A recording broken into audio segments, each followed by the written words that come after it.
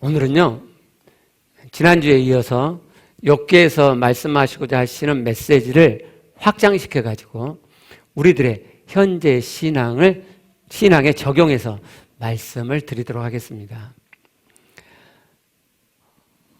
욥은 온전한 사람이었죠. 정직하고 하나님을 경외하면서 악에서 떠난 자였어요. 그리고 이것은 하나님께서도 인정하는 바였죠. 이런 욥에게 사단이 하나님의 허락을 받고 시험을 합니다. 첫 번째는 소유물을 치죠. 그래도 욥은 하나님을 원망하지 않습니다. 두 번째는 몸을 치죠. 그때도 처음에는 하나님을 원망하지 않아요.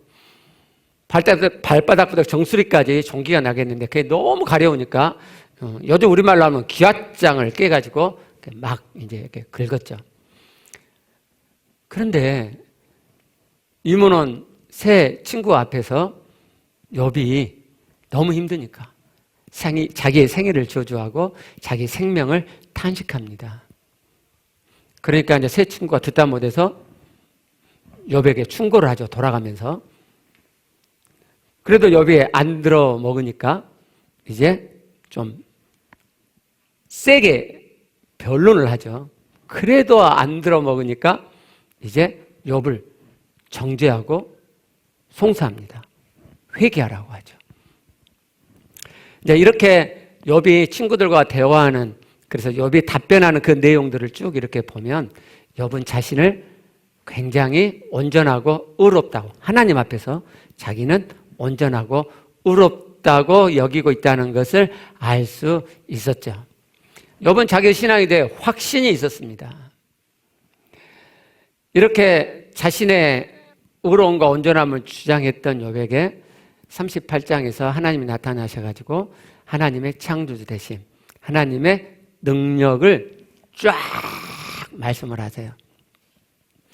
그걸 듣고 욥이 하나님께 이렇게 반응을 보이죠. 내가 주께 대하여 귀로 듣기만 하였사오나 이제는 눈으로 주를 배웠나이다.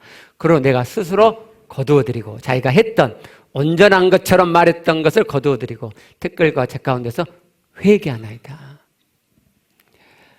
욥이 전에도 하나님의 전능하심을 알았지만 하나님을 직접 대면하여 말씀을 들을 때 하나님의 그 능력이 생생하게 밀려왔고, 그래서 자기가 납작 낮아지는 겸허함이 일어났죠. 하나님께 대한 인식이, 하나님께 대한 생각이 완전히 달라지고 자기 자신에 대한 인식, 생각도 완전히 달라진 것을 보았습니다. 자, 하나님께서 욥기를 통해 말씀하시고자 하는 말이 무엇이라고 말씀드렸죠? 1장에서 37장까지 욥이 보인 욥의 신앙 좋음, 그 온전함의 정도가 하나님께서 바라시는 정도가 아니다. 하나님은 이 정도가 아니라 42장에서 욥이 보인 겸허함이 있는 그 온전, 이 온전이 진짜 온전이다. 이것을 말하고자 하는 것이 욥기다라고 말씀을 드렸어요. 자, 여러분, 이 메시지 받아가셨어요? 아, 욥기 1장에 욥의 온전함은 부족한 것이구나. 하나님께서 바라시는 진짜 온전은 따로 있구나. 이제 이 진짜 온전함으로 가야지 하는 마음이 드셨어요? 아니면 하나님 말씀 그 별로 관심이 없으세요? 받아가신 분들도요, 여러분이 하시다 보면 다시 1장의 신앙으로 되돌아가 있는 자신을 보시게 될 거예요. 무슨 말씀이냐면, 한 1년 뒤에 제가, 1년 뒤도 아니고, 몇 개월 뒤에 제가 지난주 했던 설교를 또 하잖아요? 그럼 여러분이, 엄마, 나 또 요 정도로만 신앙생활 했어야 하나님 바라는 진짜 온전, 겸허함 있는 온전이 내게 없네 하는 것을 아시게 될 거라고. 왜 그러냐면요, 사람이니까. 사람은요, 이 신앙이 안 돼요. 안 되고 이 신앙까지는 돼요. 이 신앙까지는. 왜 그러냐면 우리가 이 땅에 태어났고 이 땅에 살면서 이 땅의 것을 보고 듣잖아요. 그죠? 그래서 내 마음 안에 이 땅의 것들이 가득하단 말이에요. 그러니까 이 땅의 것으로 신앙생활을 할 수밖에 없어요. 하나님의 말씀 위에 확실하게 서 있지 않으면 여러분이 한 번 말씀을 들었어도 하나님의 지점의 말씀을 한 번 들었어도 다시 이 사람 지점의 신앙으로 되돌아가게 돼요. 그리고 신앙 좋은 거야. 나 신앙생활 잘하고 있어. 라고 욥처럼 착각하고 자기의 옳음과 온전을 주장하는 우를 범하시게 돼요. 그래서 오늘 제가 한 번 설교를 더 하는 거예요. 욥기의 이 메시지는요, 성경 전체를 흐르는 하나님의 의도고 메시지예요. 오늘은 신약의 말씀, 예수께서 직접 오셔서 하신 말씀으로 이 메시지를 다시 한번 확인해 보시게 해요. 마태복음 5장 21절부터 23절까지 봐요. 자, 옛사람에게 말한 바 살인하지 말라. 옛사람에게 말한 내용은 십계명에서 말씀하신 내용이죠. 그러니까 예수님이 오셨을 당시 그 이전의 사람 다 옛사람이잖아요. 그리고 사실 예수님의 이 말씀을 듣고 있는 유대인들도 옛사람이죠. 살인하지 말라. 십계명에 있는 말씀이잖아요. 누구든지 살인하면 심판을 받게 되리라 하였다는 것을 너희가 들었으나 나는 너희에게 이르노니 옛사람 십계명에서는 살인하지 말라고 그랬어. 너희들 알지? 너희들 그렇게 들었지? 너희들 그렇게 알고 있지? 근데 말이야 내가 너희에게 말한다. 그리고 하시는 말씀이 형제에게 노하는 자마다 분낸단 말이죠. 심판을 받게 되고 형제를 대하여 라가 바보란 말이야. 야 바보야 하는 자는 공회에 잡혀가게 되고 미련한 놈 어리석은 놈이란 말이에요. 그런 말을 하는 자는 지옥불에 들어가게 되리라. 여기 그 뒤에 붙어있는 심판을 받게 되고 공회에 잡혀가게 되고 지옥불에 들어간다는 것은 다 살인하지 말라. 그러면은 심판을 받게 된다는 것을 다르게 표현한 것 뿐이에요. 공회에 잡혀가게 된다는 것도 심판을 받게 된다는 거고 지옥불에 들어가게 된다는 것도 심판을 받고 지옥불에 들어가죠. 같은 말이에요. 자, 23절. 그러므로 그랬네요. 그러면 그러므로 뒤에 있는 이 말씀은 앞에 있는 말씀과 연관되어 있는 거죠. 규결적으로 하는 말씀이잖아요. 그러므로 예물을 제단에 드리려다가 거기서 내 형제에게 원망 들을 만한 일이 있는 것이 생각나거든. 그러니까 원망 들을 만한 일이 뭐예요? 앞에 있는 화내는 거. 야 바보야. 야 어리석은 놈아. 그런 말을 한 거. 그것이 원망 들을 만한 일이란 거예요. 그러므로라고 연결했으니까. 그렇죠? 근데 저 원망 들을 만한 일이라는 것이 의역이에요. 제가 직에 가면 이런 말씀이에요. 네 상대가 너의 대항해서 영어로 하면 against 너를 대항해서 어떠함을 갖고 있는 일이 생기거든. 이런 말이에요. 그러니까 제가 화를 내요. 그러면 그 화를 받는 상대는 저에 대해서 못마땅함. 또 싫은 마음, 저에 대항하는 마음이 일어나겠죠. 그죠? 그러거든. 이런 말씀이에요. 그러니까 이런 말씀이죠. 옛사람이 말한 바 살인하지 말라 그랬어. 들었지? 근데 말이야 난 너에게 말한다. 네 말이나 또 말만 나오니까 말만 생각하지 마시고 네 말이나 네 행동이나 네 태도나 어떠함이 네 앞에 있는 사람에게 네 아닌 다른 사람에게 너에 대해서 마음에 너를 대항하는 마음이 일어난다면 불평, 불만, 분노가 너를 향해서 일어나게 한다면 너는 그 사람의 마음을 죽이는 거야. 너는 그 사람의 마음을 살인한 거야. 글은요, 문자 하나하나가 모아갖고 글이 되잖아요? 그쵸? 옛날에요, 한약 다릴 때 한약재를 넣고 끓여가지고 건져서 모신가 삼배인가 배에다 넣고 이렇게 짜잖아요? 그러면 한약재에 들어있는 그 약성분이 물과 함께 쫙 빠져나오죠. 우리 그걸 엑기스라 그러죠. 그렇죠.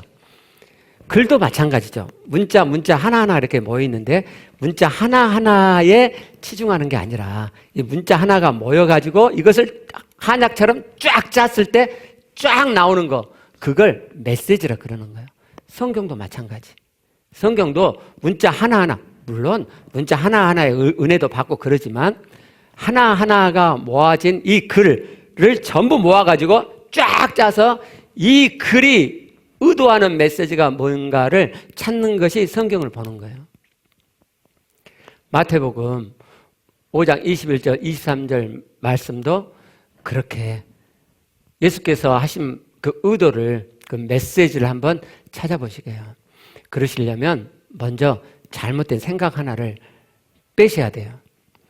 자, 예수님께서 옛사람에게 말한 바 살인하지 말라 그랬다. 그리고는 나는 너에게 이르노니 네 말이나 네 어떠함이 상대방에게 너를 대항하는 마음이 일어나게 하지 마라. 그건 마음살인이다. 이렇게 말씀하셨는데 이게 살인하지 말라는 옛날 주신 십계명의 계명 이외에 하나님의 아들이 이 땅에 사람 예수로 오셔서 거기다가 추가해서 주신 말씀이냐가 아니란 말이에요. 아셨어요? 그렇게 생각하면 본문이 의도하는 의도를 놓쳐요. 그 메시지를 아주 엉뚱한 방향으로 가게 돼요. 그러니까 한약재에다가 잘못된 한약 하나 놓고 다려갖고 짜면 잘못된 엑기스가 나오겠죠. 그죠? 그게 아니에요. 그럼 뭔 의미냐면 이런 의미예요. 옛사람에게 말한 바 나는 너에게 이르노니, 이 의미는 무슨 말씀이냐면 살인하지 말라라고 하나님께서 십계명에 주실 때 그 의도는, 그 진의는 마음의 살인까지 하지 말라는 의도였다, 이 말씀이에요. 이해가 안 되시죠? 근데 이걸 깨닫는 게 너무너무 중요해요. 이게 이런 말씀이란 말이에요. 하나님께서 살인하지 말라 십계명을 주셨어요. 자, 하나님의 백성이, 하나님의 자녀가 그 말씀을 받아요. 뭘로 받죠? 마음으로 받죠. 마음 안에 받잖아요. 살인하지 말라는 말씀을 내 마음에 담죠. 그리고 살인하지 않으려고 내 마음에서 애를 쓰죠. 그죠? 그렇게 계속해 가면 내 안에 계신 하나님께서 그 마음 안에 내가 사람을 육체적으로 죽이지 않아도 내 말이 어떠함이 저 사람에게 상처를 주고 나에 대해서 대항하는 마음이 일어나는 것을 볼 때, 아, 내가 저 사람 마음을 살인했구나, 저 사람 마음을 죽였구나 라는 깨달음을 얻게 된단 말이에요. 원래 하나님께서 살인하지 말라는 계명을 주실 때는 그런 의도를 갖고 주셨다 이 말이에요. 그런데 이스라엘 백성들이 표면적으로만 했죠. 즉 하나님의 말씀을, 살인하지 말라는 말씀을 마음으로 받은 게 아니고 행동으로 보이고 그런 척하고 그런 것으로 그쳤다 이 말이에요. 구약이 다 그래요. 예수님 오실 때 유대인들이 다 그렇게 신앙생활 했다고요. 근데 지금도 그래요. 지금도. 하나님은요, 행위를 의도하신 게 아니에요. 하나님은 마음이, 우리의 마음이 하나님을 닮아가도록 그렇게 의도하셔서 그렇게 되어가도록 말씀을 하신 거고, 진실하게 하나님을 받아들인 자는 하나님 하신 말씀도 진실하게 가져와서 내 마음에 담고 아까 말씀대로 그렇게 추구해 갈 것이기 때문에 주신 말씀이란 말이에요. 그러니까 욥에게 나타나셔서 생생하게 하나님의 능력을 풀어 말씀하신 것처럼 살인하지 말라는 말씀도 내 마음에 담고 그 말씀을 내 마음에서 이루고자 해가면 내 안에서 사람을 육체적으로 살인하지 않을 뿐만 아니라 그 사람의 마음까지도 죽이지 않는 지점을 추구하게 되는 마음이 내 안에서 일어나게 된단 말이에요. 근데 구약의 백성도, 예수님 당시의 유대인들도, 지금 크리스찬들도 그렇게 신앙생활 하지 않죠. 이 말씀의 의미를 더 예수님이 하신 의도로 따라가려면 그 앞에 있는 구절을 볼 필요가 있어요. 마태복음 5장 20절이요. 내가 너희에게 이르노니 너희 의가 서기관과 바리새인보다 더 낫지 못하면 결코 천국에 들어가지 못하리라 그랬죠. 자, 너희 의가 서기관과 바리새인보다 더 낫지 못하면, 그러니까 이 뒤에 하신 말씀이 그 말씀이거든요. 옛사람이 말하면 살해하지 말라 그렇게 들었지, 난 너에게 말한다 하고 하신 말씀이에요. 그러니까 서기관들과 바리새인들의 의는 어디에 멈춰 있어요? 육체적으로 살인하지 않는 정도의 의에 멈춰 있죠. 그러면 서기관과 바리새인보다 더 나은 의는요, 육체적으로 살인하지 않는 것뿐만 아니라 마음까지 살인하지 않는 것. 상대가 나에 대항하는 마음이 일어나는 일을 하지 않는 것, 사람의 마음을 죽이지 않는 일, 그것까지 하지 않는 것이 서기관과 바리새인보다 더 나은 의죠. 그죠? 우리는요, 서기관과 바리새인들 하면 에이씨 신앙 엉망이네 이들 그렇게 생각하는데, 당시에요 그들은 엄청나게 신앙 좋은 사람들이었어요. 남은 것을 빼앗지 않고, 토색이죠. 불이 간음을 하지 않고, 7일에 2번씩 금식, 2번 금식했어요. 소득 11조를 잘 드렸어요. 그러니까 하나님의 계명을 엄청나게 잘 지킨 사람이죠. 정말로 하나님을 추구했던 사람들이에요. 그런데 그들 안에 하나님의 계명이 표면적으로, 문자적으로, 행위적으로만 지켜질 뿐 하나님의 진의, 그들의 마음과 내면에서 이루어지지는 않았단 말이에요. 아까 말씀드렸죠? 사람은 그렇다고. 사람은 그래요. 사람은 정신 안 차리면요, 하나님 말씀을 이 땅의 개념으로 봐요. 이 땅의 도덕적인 개념. 살해하지 말라. 얼마나 도덕적이요. 사람 죽이지 말아야지. 그래, 안 죽였어. 나 안 죽였어. 우리 사람 안 죽였죠. 나 이 말씀 지켰어. 그런단 말이에요. 그 말씀을 마음에 담아서 하나님께서 그 말씀으로 내 안에 하나님의 진의가 이루어지는 쪽으로 되어지게 신앙생활 하지 않아요. 그래서 여러분, 말씀을 마음에 담고 그 말씀이 여러분 안에 성령으로 생생해지는, 하나님이 직접 여러분을 대면하여 보듯이 말씀하시는 말씀 생활을 하시지 않으면 이 정도의 신앙에 그쳐요.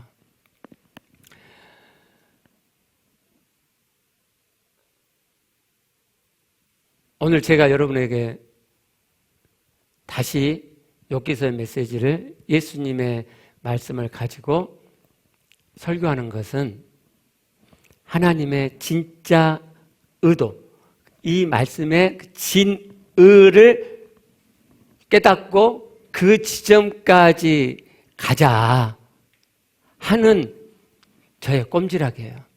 왜냐하면은 끝에 말씀드리겠지만 우리가 하나님의 구원을 이루어가는데 너무너무 중요하단 말이에요. 너무너무 중요한 거예요. 그런데 왜 하나님께서는 우리가 이 지점까지 되어지길 바라실까요? 괜히 심심하셔서? 아니면 우리 괴롭히려고? 아니요, 그게 아니고요. 우리를 위해서요, 우리를 위해서. 그게 우리에게 좋은 일이 되기 때문에 그렇단 말이에요. 한번 생각해 보세요. 욥이 37장까지 보인 그 1장에서 말한 온전한 신앙이 있어요. 37장까지 봤잖아요. 그 신앙의 모습이 좋으세요? 자기 옳은말을 주장하고 친구들이 자기를 받아주지 않으니까 못마땅해 하고, 그래서 친구들은 또 욥을 판단하고 정죄하고, 그래서 욥과 친구들이 나누이잖아요. 그 모습이 보기 좋으세요? 욥이 하나님을 대면하여 직접 말씀을 듣고 마음이 겸허해져서 자기가 했던 말들을, 그 옳다고 했던 말 다 해소하고, 그리고 친구들과 다시 대화했으면 그렇게 대화하지 않겠죠. 그죠? 겸허하고 낮은 마음으로 자기 온전함 주장한 게 아니라 자기 부족함을 인식하고 있는 가운데 대화하겠죠. 완전히 대화가 달라지겠죠. 그러면 나누지 않겠죠. 그게 더 좋지 않나요? 그게 더 좋단 말이에요. 하나님이 욥에게 주시고 했던 진짜 온전이 이루어지는 것이 욥에게 좋고 우리에게 좋단 말이에요. 하나님께서는요, 우리가 이 땅에서 천국되어 살도록 계획하셨어요. 그걸 하나님이 원하신단 말이죠. 조금이 아니라 진짜 천국 되도록, 진짜 하나님처럼 온전해지도록 그렇게 하나님 우리를 해주시고 싶으신 거예요. 그래서 하나님 말씀하신 거예요. 예수님 말씀하신 마태복음 5장 20절, 23절 말씀도 우리를 괴롭히려고 하는 게 아니고 우리가 다른 사람의 마음이 나에 대해서 안티적인 반응이 어게인스트하는 마음이 일어나지 않게 되면 얼마나 좋냔 말이에요. 여러분 모르시죠? 여러분 보고 쌩글쌩글 웃으니까 다 여러분을 좋게 생각하시죠? 아니요. 속에서 이게 있다니까요. 여러분 안에서. 없는 분 손 들어보세요. 안 들잖아요. 그렇죠? 저에 대해서 있는 거 알아요. 제가 목회를 제대로 하고 있지 않기 때문에 저에 대해서 불만이 있는 거 제가 안단 말이에요. 있죠? 그럼 볼 때는 인사하죠. 그죠? 그게 뭐가 좋냐고요. 마음이 나눠 있는데. 그렇잖아요. 그러니까 하나님께서는 우리의 마음이 서로 하나 되도록 나누지 않도록 그렇게 우리 좋으라고 하시는 말씀이에요. 갈라디아 3장 28절 말씀 보면 다 그리스도에서 하나라고 그랬잖아요. 에베소 4장 3절에서 성령 하나 되게 하시면서 힘써 지키라고 했어요. 아, 그렇잖아요. 우리가 다 부족함이 있지만 살아계신 하나님을 믿고 이 땅에 사람 예수로 오셔서 십자가에 피 흘려 죽으신 그리고 부활하신 예수 그리스도를 내가 내 마음에 받아들이고 그래서 우리는 모두가 다 하나님의 아들이잖아요. 그렇죠? 부족함이 있지만 하나님의 아들임이 분명하잖아요. 우리가 형제고 자매잖아요. 그렇죠? 그럼 우리가 하나 돼 있단 말이죠. 하나님 안에서. 근데 이상하게 진짜 온전히 안 되는 겸허함이 없는 신앙 좋음의 어떠함을 갖고 있으면 나뉜다고요. 나뉘는 게 좋으세요? 여러분 한번 확인해 보세요. 자, 이제 우리가 설교 그만하고 우리 서로 오픈합시다. 서로 갖고 있는 불만 이야기해 볼게요. 이야기해 봅시다. 그러면 부부부터 서로 난리 날걸요? 그죠? 예. 그러면 마음이 아프실 거예요. 그 마음 나누면요 아픔이고 지옥이에요, 지옥. 근데요, 여러분, 이런 것들이 신앙 좋은 사람들 속에서도 나온다는 거예요. 욥, 신앙 좋았잖아요? 그죠? 온전했잖아요. 그죠? 예수님 당시 바리새인, 온전했잖아요. 그죠? 신앙이 너무너무 철저한 사람들이에요. 그런데 욥에 의해서 나누인 분리가 일어났고 서인과 바리새인들은 심지어 하나님의 아들이 이 땅에 오셨는데 불구하고 그분과 하나 되지 못하고 철저하게 분리됐죠. 예수님 죽였잖아요. 그래서요, 우리가 신앙이 좋다 하는 거 우리끼리의 신앙 좋음인지 아니면 하나님께서 신앙 좋음인지 하나님께 신앙 좋음인지를 성경 말씀 통해서 우리가 반드시 분별해 봐야 돼요. 아니면요, 우리가 교회 안에서 나누임을 만들고 있는데 나로 해서 교회가 나누어지고 있는데 나는 근데 신앙이 좋아. 내가 한 말은 맞아. 옳아. 성경적이야. 근데 그로 인해서 교회가 나뉘어져. 근데 나는 몰라. 좋아. 이런 있을 수 없는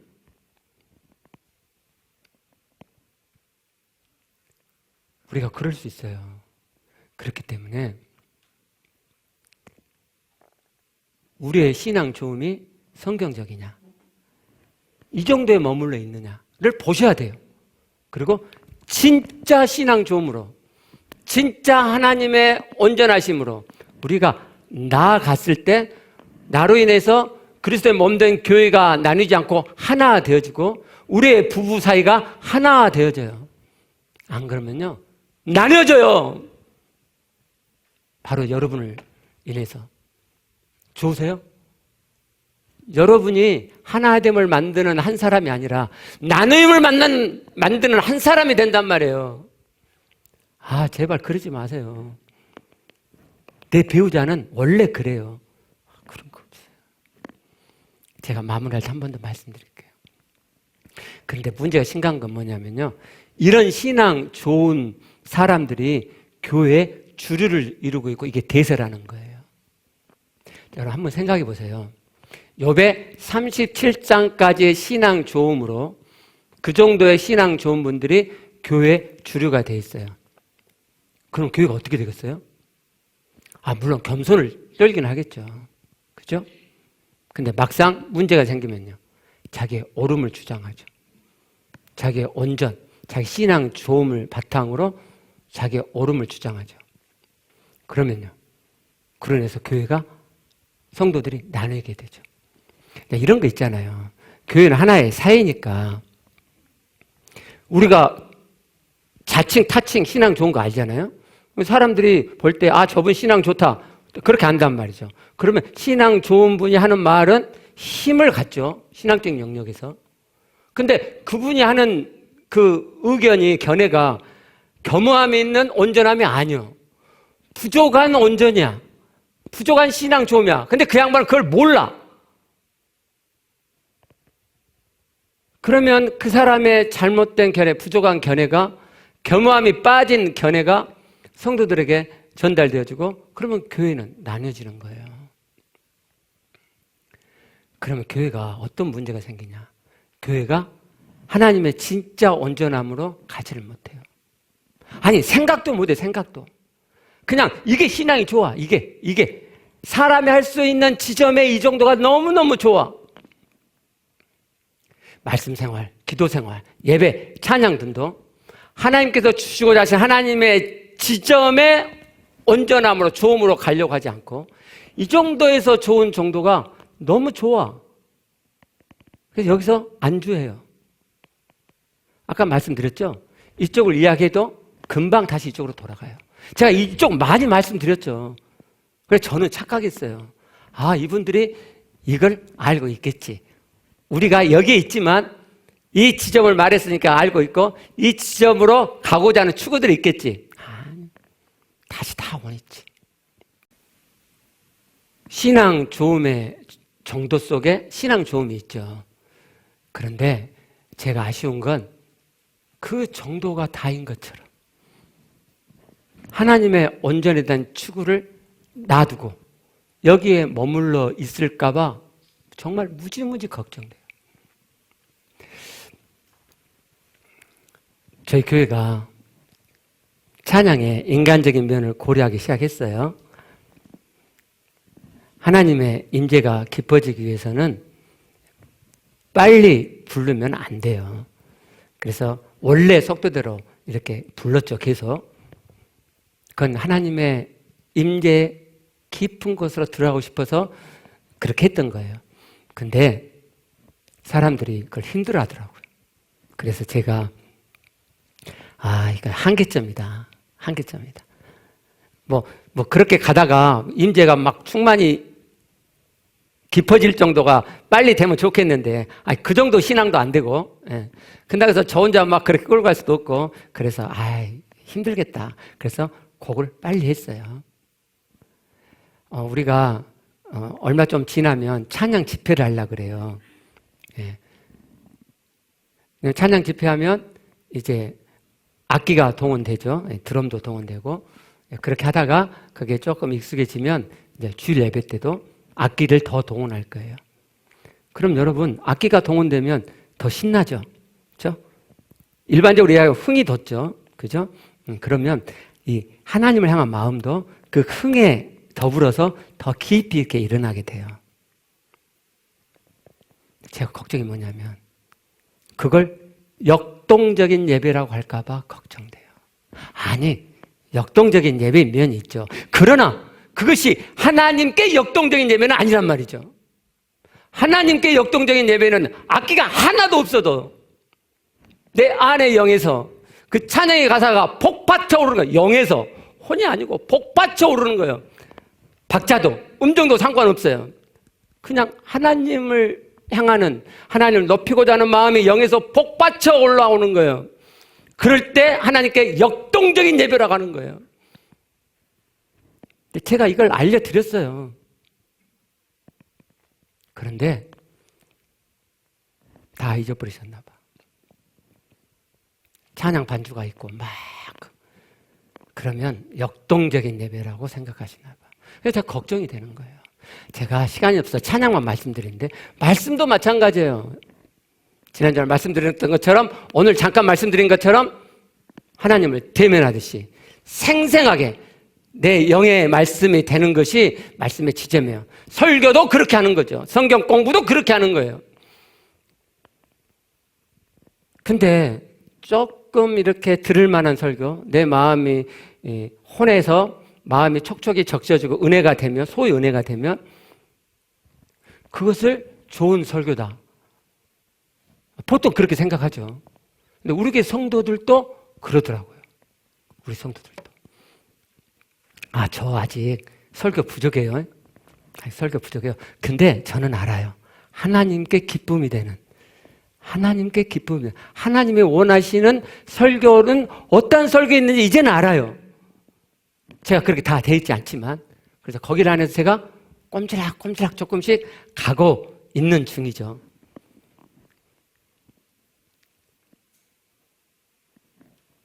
기도 생활도 하나님의 지점이 있는 거예요.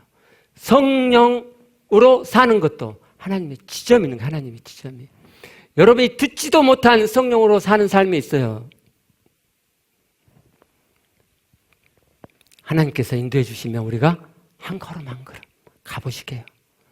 우리가 사는 이 정도가 신앙 좋음이 아니에요. 아니고 정말 하나님이 주시고 하시는 진짜 성령으로 인한 삶이 있어요.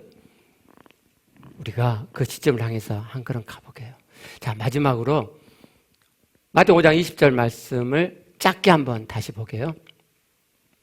너희 의가 서기관과 바리새인보다 더 낫지 못하면 결코 천국에 들어가지 못한대요. 결코 천국에 들어가지 못한대요. 우리 의가 서기관과 바리새인보다 더 낫지 못하면, 그러니까 사람의 마음을 죽이는 일을 하는 것이 멈춰지지 않으면 천국에 들어가지 못한다고 말씀하세요. 하나님께서 겁주려고 그러시는 거예요? 그게 아니고요. 우리를 천국에 들어가고 싶어 하시니까 마음에 살인하지 않는, 그래서 하나됨이 이루어지는 그 지점의 삶을 살게 하고 싶으시니까 하나님이 하신 말씀이에요. 여러분들이 그 정도 안 되면 천국 못 가는 거야? 이 말씀을 그대로 받아들이면 예수께서 말씀하시는 사람들에게 나에 대해서 대항하도록 하는 마음이 일어나는 그런 말, 그런 태도, 그런 행동을 하는 것에 대해서 경각심이 일겠죠. 그죠? 그 사람 안에 아까 말씀드린 것처럼 이 말씀을 이루고자 마음에 담고 이 말씀을 이루고자 마음에서 꼼지락해 가는 그에게 하나님께서 또 생생하게 그 말씀이 영의 말씀이 되게 하고 그 말씀이 이루어지게 하는 거예요. 그러니까 신앙이 아무리 좋아도 하나님의 온전의 말씀을 가져오면 내 부족이 보일 수밖에 없는 거예요. 근데 욥은 자기의 신앙의 좋은 면만을 잡았단 말이에요. 바리새인들도 마음을 안 봤단 말이에요. 그래서요, 신앙 좋은 면들이 있으시죠? 그 정도에 머물지 마시고 제발 하나님의 말씀을 그대로 가져와서 그 말씀에 미치지 못하는 부족들도 꼭 보세요. 꼭 보세요. 그러니까 나는 하나님 살아계심을 진짜 믿어. 하나님과 영적으로 깊이 교제도 하고 있고 그런 영적인 책임도 많아요. 그런데 나의 배우자는 전혀 영향을 받지 않아요. 이렇게 좋은데 이 좋은 나의 삶에 내 배우자가, 내 자녀가 관심이 없어요. 혹시 여러분 그러시면 그렇게 생각하지 마시고 내가 뭔가 문제가 있구나. 내가 뭔가 부족함이 있구나. 하나님의 지점, 하나님 온전에 이루지 못함이 있구나 라고 생각하시고 자기 부족을 보아가세요. 제발 저 사람은 원래 그래. 정말 이런 말 하지 마세요. 사람은요, 나보다 더 좋은 삶을 내 옆에 있는 사람이 살고 있어요. 그리고 그게 돈이 안 들어. 그러면요, 누구나 다 그 좋은 삶을 따라서 하고 싶어 해요. 예외가 없어요, 예외가. 그러지 않는 건 내가 뭔가 부족함이 있는 거예요. 일부 때 제가 어떻게 표현할지를 몰랐는데 지금도 마찬가지예요. 이런 거예요. 신앙이 아주 좋아요. 너무너무 좋아. 아까 말씀드렸던 하나님 너무너무 잘하고 말씀 생활 너무 잘하고 기도는 너무 잘하고 뭐 하나님하고 꼬박 죽고 막 그렇게 해요. 여러분 그런 사람 볼 때 신앙이 좋다는 건 인정이 돼요. 그러나 매력을 못 느껴요. 오히려 겁이 나요. 하나도 좋아 보이지 않아요. 예수쟁이 그 느낌. 제가 일부 때도 예수쟁이 그 표현을 썼는데 그 표현이 좋은 표현이거든요. 그죠? 근데 진짜 예수쟁이가 되면 안 그런다니까요. 진짜 온전함에 가면 안 그래요, 사람이. 근데 그러지 않고 신앙만 어떻게 표현할 수가 없어요. 여러분 그 느낌 아세요? 안 믿는 사람들이 교회 열심히 하는 사람들을 볼 때 느껴지는 그 느낌. 여러분의 배우자가 여러분에 대해서 그렇게 느끼기 때문에 그 배우자가 여러분을 따라서 신앙생활 하지 않는 거예요. 신앙 좋은 건 다 인정해. 그러나 나는 그렇게 살고 싶지 않아. 부족을 보세요. 제발 부족을 보세요. 하나님께서 여러분을 진짜 온전함으로 이끌어 주고 싶어 하시잖아요. 저는요, 설교 시작을 할 때 드렸던 제가 사단에게 잡혀 먹혔던 생각, 그걸 원고로 이렇게 적으면서 우리 지체들에게 많이 미안했어요. 저의 부족한 면 때문에 교회가 잘못되고 있는 그런 면들이 있죠. 그리고 특히 제가 미안한 분들은 제가 옛날 이 신앙이었어요, 옛날. 저도 한번 말씀드렸지만, 그래서 저는 어떻냐면요. 인간적으로 신앙생활 하신 분들 있잖아요. 하나님 중심이 있는데 너무너무 인간적이야. 저는 그 사람 제 마음에서 가입혀 쳤어요.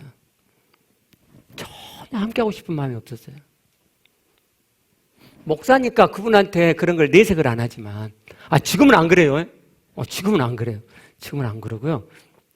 내색은 안 했지만 제 마음에서는 이미 가입혀 치고 분리되어 있는 사람이었어요. 제가 그렇게 교만했던 사람이라고요. 저는 그게 신앙이 좋은 건 줄 알았어요. 네, 그게 신앙이 좋은 게 아니란 말이에요. 여러분, 저는요, 하나님의 진짜 온전을 추구하고 싶어요. 개척할 때부터 하나님께서 제게 주신 마음은 하나님께서 디자인하시는 교회예요. 정말 하나님의 말씀 그대로가 이루어져 있는 교회. 그 교회를 이제 이뤄갈 수 있는 기본적인 준비가 됐어요. 너무너무 오래 걸려서 너무너무 미안해요. 그러나 여러분, 이 신앙은 안 돼요. 이 신앙이 교회의 주류가 되면 안 돼요. 그러면 교회는 변질돼요. 굉장히 신앙적인 것 같지만 어느 정도에 머물러 버리는 변질이에요. 우리 그러지 말고 잘 안 돼도 근데 돼요. 된다니까 두고 보세요. 되나 안 되나. 내가 잘 안 된다고 여기에 머물지 말고 하나님께서 말씀하시는 이 하나님의 지점, 그걸 물타지 말고 변질시키지 말고 이 지점을 향해서 우리가 함께 나아가보게요. 정말 그래서 하나님 말씀이 그대로 우리 각자 안에 이루어져 가는 교회, 그런 교회를 이루어갔으면 좋겠어요. 우리 기도하겠습니다.